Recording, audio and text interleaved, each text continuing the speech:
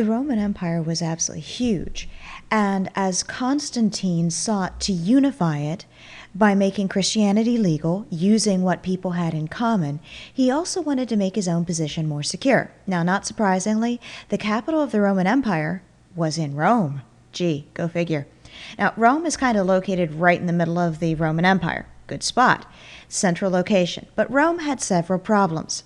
Number one, Constantine had immigration problems, and those immigrants were primarily coming southward from up here in Germania. They often came southward and headed for the first big city, which happened to be Rome. Now, between the immigrants and the people already living in Rome, they had a major unemployment problem. Rome had one of the most massive welfare systems in world history, and Rome, the city itself, had a huge amount of poverty, hunger, and discontent.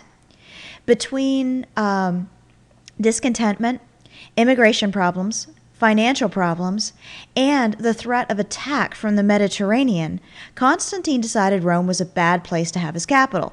So Constantine decided to move his capital over here to the city of Byzantium.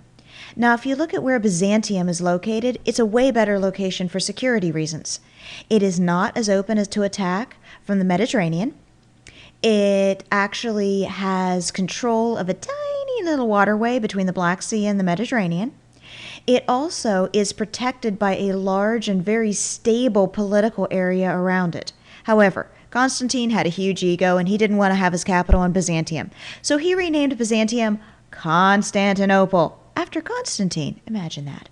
Now, by moving the capital from Rome to Constantinople, Constantine sets himself up with a more secure capital, and he also shifts the power of the Roman Empire eastward.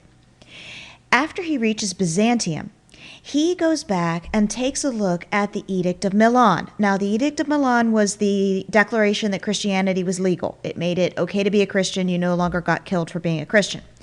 And he wants to call the leadership of the church and say, hey guys, I've got a proclamation. I need you to tell everyone in your church about this. And he goes to the Christians and says, dude, who's in charge? The Christians have been hiding in basements. They've been illegal for centuries. And Constantine finds out that there is nobody in charge, and they don't even agree with each other on what they believe half the time.